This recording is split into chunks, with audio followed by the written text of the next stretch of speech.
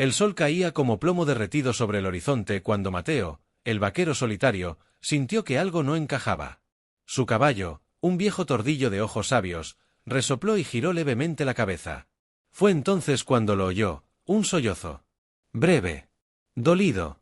Humano. Mateo detuvo al caballo y aguzó el oído. El viento soplaba suave, pero había algo más. Bajó de la silla con gesto rápido, su sombrero echado hacia adelante y la mano sobre la cartuchera. No era hombre de temores, pero había aprendido que el mundo escondía muchas clases de peligros, y algunos lloraban antes de atacar. Bajo una encina solitaria, cubierta de polvo y miedo, una niña de rostro sucio y mirada inmensa lo miraba en silencio. No parecía herida, pero temblaba como hoja en vendaval. Tenía el vestido desgarrado y sostenía una muñeca sin cabeza. ¿Te has perdido?, preguntó Mateo, agachándose lentamente. Ella no respondió. Solo lo miraba, como si buscara algo en sus ojos. Mateo suspiró. Le tendió una manta y esperó. La niña, sin decir palabra, se dejó cubrir. Bueno, vamos a ver qué hacemos contigo. La subió al caballo, montó detrás y echó a andar hacia donde el instinto lo guiara. No sabía a dónde iba, pero por primera vez en mucho tiempo, no sentía que huía de algo. Las noches en el camino eran frías, pero más fría era la distancia entre ellos. La niña no hablaba. Mateo tampoco preguntaba. Solo compartían el fuego, el pan seco y los cielos inmensos. Al tercer día, cuando acampaban cerca de un riachuelo, Mateo le lanzó una piedra plana a la superficie. Rebotó 3 veces antes de hundirse. La niña lo miró, con una chispa leve de curiosidad. Mi hijo era bueno en esto, dijo Mateo, sin mirarla directamente. Podía hacerla rebotar 5 veces. Silencio. Luego, casi un susurro. Clara. Mateo giró el rostro. Clara. Ella asintió. Fue todo. Un nombre. Una grieta en el muro. Mateo sonrió.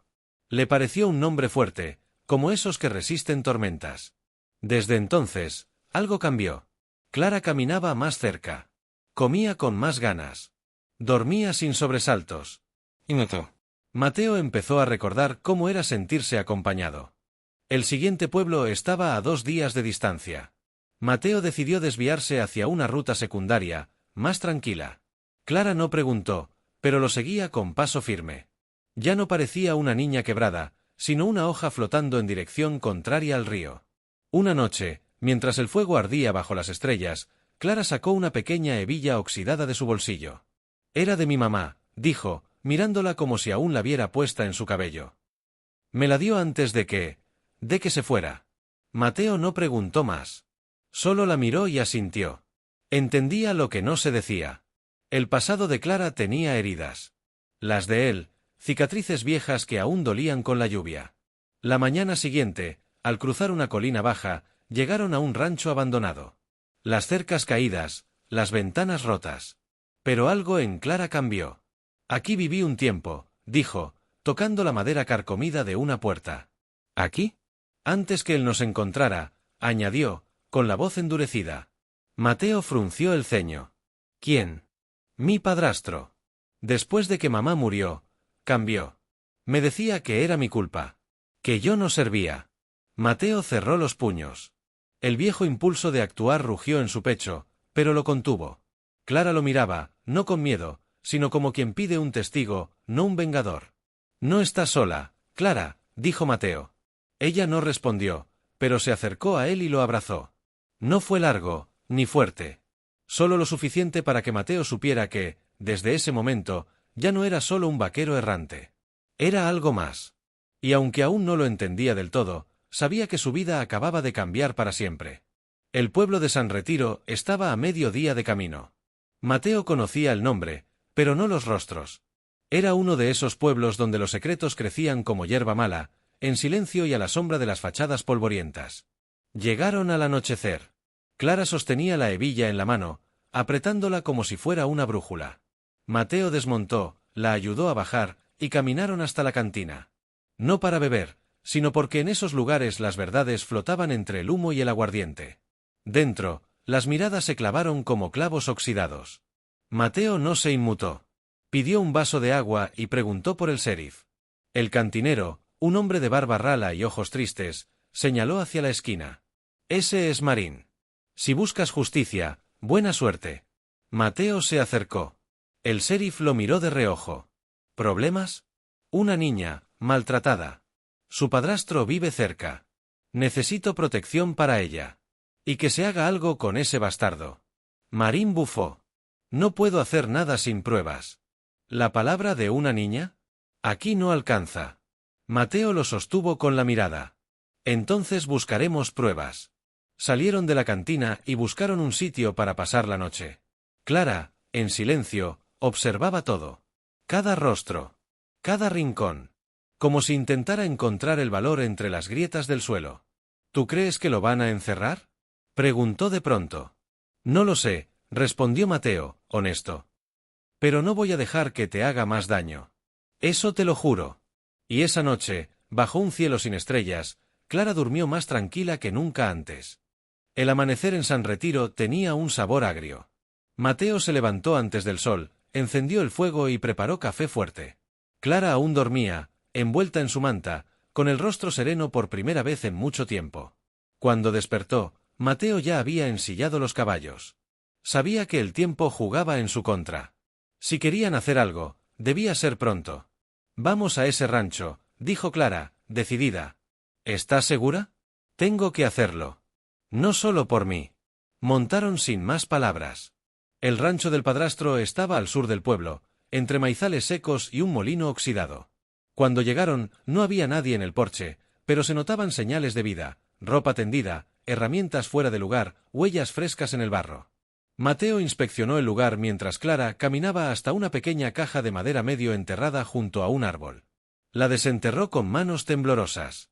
Dentro, fotografías rotas, una carta firmada por su madre, y un diario infantil con dibujos de días tristes y fechas marcadas. Esto es prueba suficiente, dijo Mateo. Hay más, añadió Clara.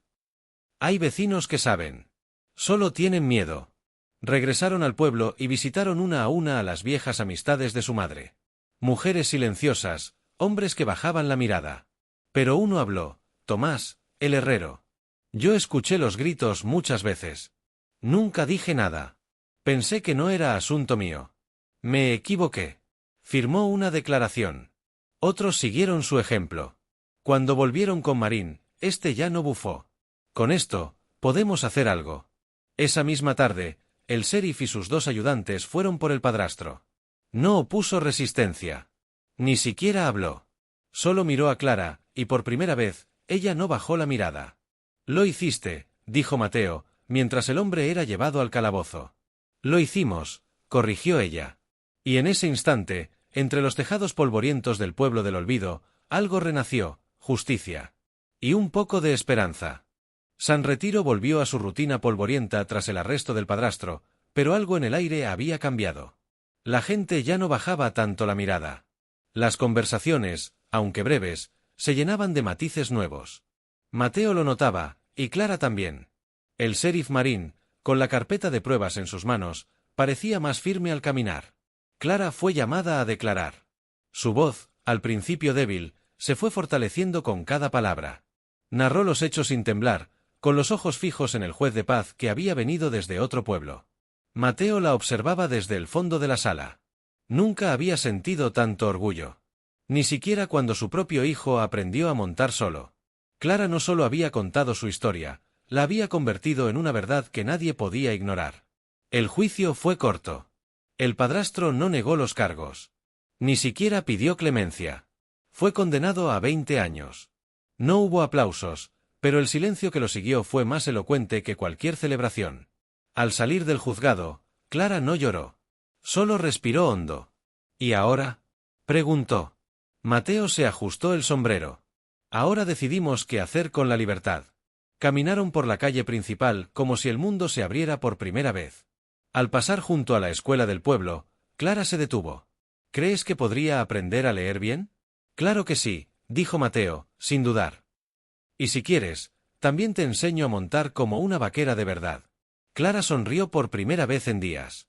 Mateo sintió algo en su pecho, algo que no sentía desde antes de perderlo todo, una calidez real, como si el futuro ya no fuera solo una palabra vacía. Ese día, el hombre justo no regresó solo. Regresó con esperanza, y con una niña que ya no era solo sobreviviente, sino dueña de su historia.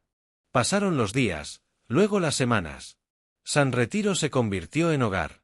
No uno perfecto, pero sí suficiente. Mateo compró unas herramientas viejas, reparó un cobertizo abandonado cerca del arroyo, y con ayuda de Clara, lo transformó en una pequeña casa de madera con alma propia. Los días comenzaban con el sonido de la leña partiéndose y el aroma a café. Clara barría el porche mientras Mateo alimentaba a las gallinas que habían adoptado. El rancho era pequeño, pero vibrante. Había risas, conversaciones, vida. Clara comenzó a asistir a la escuela. Al principio, en silencio. Luego con preguntas. Y pronto, con ideas. Su maestra le dijo a Mateo que tenía una mente aguda. Él solo sonrió, como si ya lo supiera. Mateo también cambió. Ya no dormía con una pistola bajo la almohada. Ya no se despertaba cada noche esperando el ruido de un disparo que nunca llegaba. Empezó a escribir en un cuaderno. Cosas simples, listas, recuerdos, fragmentos de un pasado que ahora dolía menos. Una tarde, Clara llegó corriendo desde la escuela con un papel arrugado. «Gané el concurso de lectura», dijo, agitada, con los ojos brillando. Mateo se rascó la barba, disimulando la emoción. «Bueno, supongo que ahora me tocará aprender yo también, ¿eh?» Esa noche celebraron con pan recién horneado y risas que se escapaban por las ventanas. No eran padre e hija por sangre, pero sí por decisión. Por destino. El vaquero solitario, que una vez creyó haberlo perdido todo, había encontrado lo más valioso de su vida cuando menos lo esperaba, una niña perdida, que resultó ser su salvación. Y así, en un rincón olvidado del mundo, entre polvo, sol y estrellas, comenzó una nueva historia. No de huida, sino de regreso. No de pérdida, sino de amor. Un nuevo comienzo.